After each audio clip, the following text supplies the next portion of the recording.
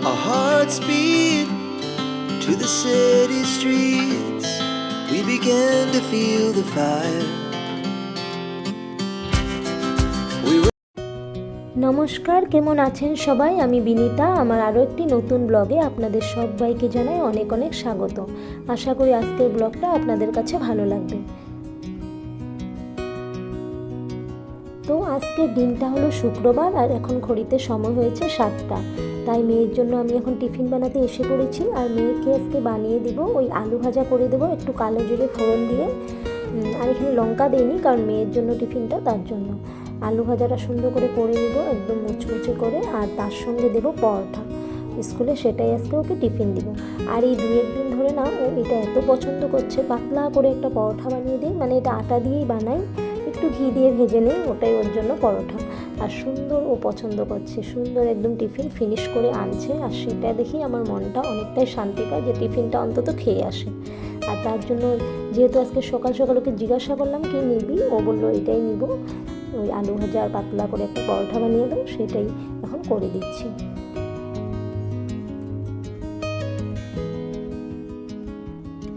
আর আজ থেকেই মেয়ের হাফ ইয়ারলি এক্সামও শুরু হয়ে গেছে, তাই মেয়েকেও অনেকটাই সময় দিতে হয়। সকালবেলা একটু ওকে পড়িয়ে নিয়েছি, তারপর ওকে রেডি করিয়ে দিলাম, তারপর টিফিনটা বানাতে এসে পড়েছি। ও এখন ওগুলো সব রিভিশন করছে পড়াগুলো।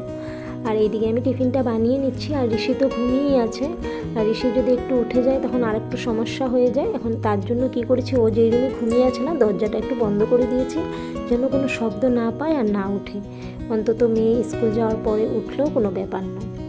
তারপর এসে বললাম সোজা রান্নাঘরে, মেয়েকে স্কুল পাঠিয়ে ওকে ভ্যানে উঠিয়ে দিলাম, তারপর রান্না করতে এসে বললাম। সকাল সকালে যেহেতু আমার রান্নাটা করে নিতে হবে আর পাপাও চলে যাবে টিফিনটা নিয়ে, এখানে ভেন্ডিগুলো কেটে রেডি করে নিয়েছিলাম আর ভেন্ডিটাও ভেজে নিলাম। আর সকালে আজকেও মাছ এনে দিয়ে গেছে ওর পাপা, আর মাছগুলো এখন ভেজে নিচ্ছি সুন্দর করে ধুয়ে। মাছগুলো কাটিয়ে এনেছিল, কিন্তু যতই কই মাছ যতই কাটিয়ে আনুক না, অনেকটাই আঁশ থেকে যায়। আর কাটিয়ে আনলো এত তো পরিষ্কার করে দেয় না, নিজেরাই ঘরে কিন্তু করে নিতে হয়। ওই কই মাছের ঝোল করব আজকের মেনুতে, হবে কই মাছের ঝোল আর ডাল আর ভেন্ডি ভাজা, সিম্পল একদম। আর এইদিকে কিন্তু আমার মশলাটাও ভাজা হয়ে গেছে, দেখতেই পাচ্ছেন তেল ছেড়ে দিয়েছে মশলার থেকে, তাই জল দিয়ে দিলাম আর মাছগুলো এখন দিয়ে দিব।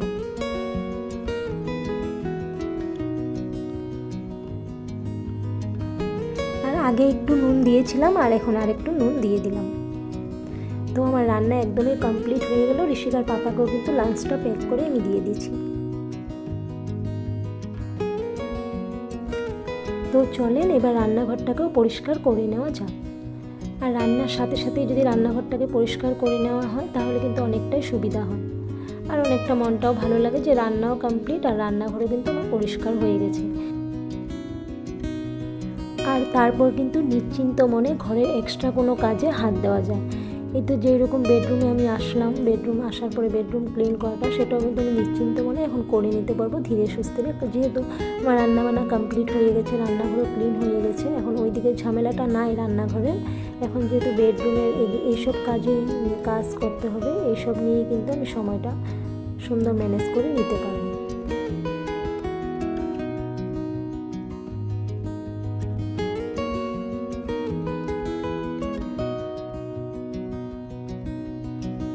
আর এইদিকে দেখতেই পাচ্ছেন আমি বিছানাটা পরিষ্কার ঠিকঠাক করছি, মানে ঋষি কীভাবে দুষ্টুমি করছে, একবার এইদিকে যায় একবার ওইদিকে যায়, ওকে নিয়েই কিন্তু আমার বিছানাটা রোজ দিন ঠিকঠাক করে নিতে হয়।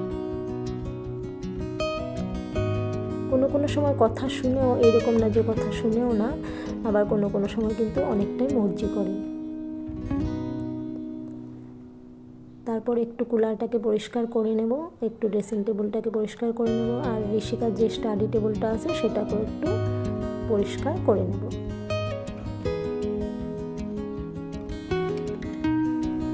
আর এই টেবিলটা কিন্তু আগে আমার এই বেডরুমে পাতা ছিল না, মানে উঠানোই ছিল টেবিলটা, দরকার হতো না।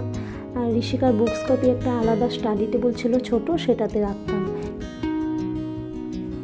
আর ওই স্টাডি টেবিলটা এখন রাখা সম্ভব না ঋষির জন্য, কারণ ও সমস্তটাই ধরে বুকস কপিগুলো, আর সেগুলো ছিঁড়ে ফেলারও অনেকটাই চান্স থাকে। তাই এখন এই ডাইনিংটা এখন এখানে পেতে দিয়েছি, আর ডাইনিংটার মধ্যে কিন্তু এখন সব বুকস কপি রাখা হয়। আর ও পড়াশোনাও কিন্তু এই ডাইনিং টেবিলটার মধ্যে বসেই করে। আর ভাড়া ঘরে যেহেতু অনেকটাই অ্যাডজাস্ট করে চলতে হয়।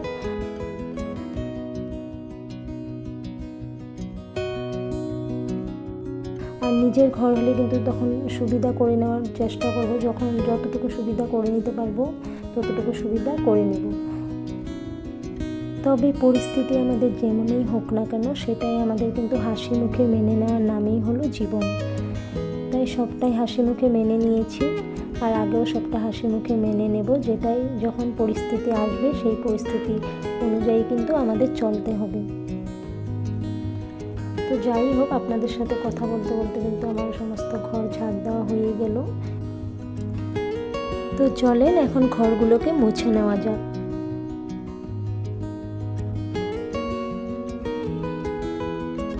আর এই ঘর মুছেই কিন্তু আমি ঋষিকেও স্নান করিয়ে দেবো, তারপর আমিও স্নান করে নেব।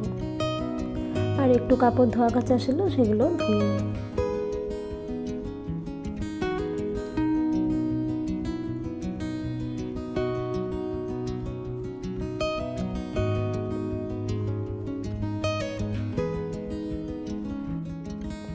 তো এখন আমি স্নান করে এসে পড়েছি আর কাপড়গুলোকে বাইরে মেলে দিচ্ছি।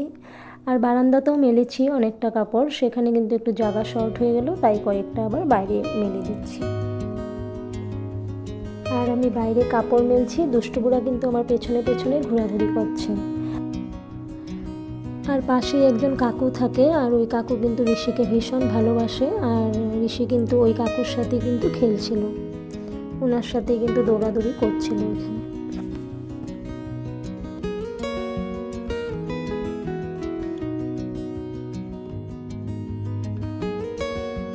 তো চলেন এখন দুপুরের খাওয়া দাওয়াটা সেরে নেওয়া যাক।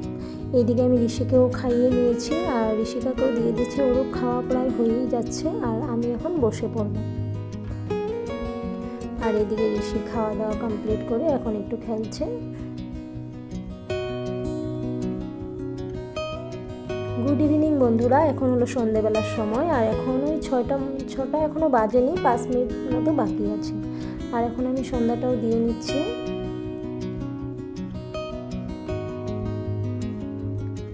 আর এদিকে কিন্তু ঋষিকা আর ঋষি দুজনেই কিন্তু ঘুমিয়ে আছে।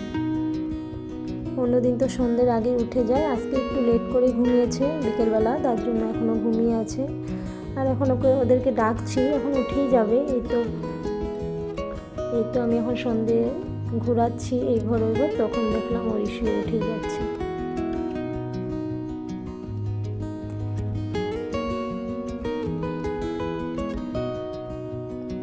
তারপর সন্ধ্যেটা দিয়ে এবার চা বসিয়ে দিব। ঋষিকার পাপাও যেহেতু এসে পড়েছে, চাটাও বানিয়ে দিয়ে দেব।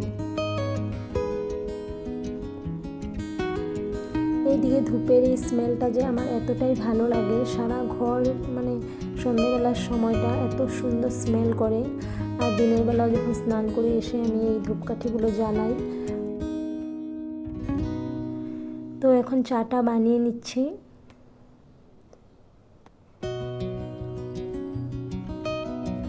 আর মেয়ের যেহেতু এক্সামও শুরু হয়ে গেছে আজ থেকে, আর ওকেও একটু পড়াশোনা করাতে হবে। তো এখন চা বানিয়ে সবাইকে দিয়ে তারপর ওকে একটু পড়াতে বসবো।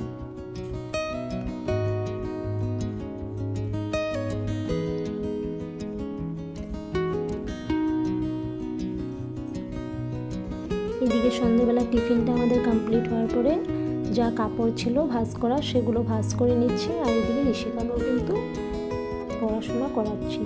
তো আজকের ভিডিওটা আমি এখানেই শেষ করলাম। আশা করি আপনাদের কাছে একটু হলেও ভালো লেগেছে। ভালো লাগলে প্লিজ আমার পাশে থাকবেন।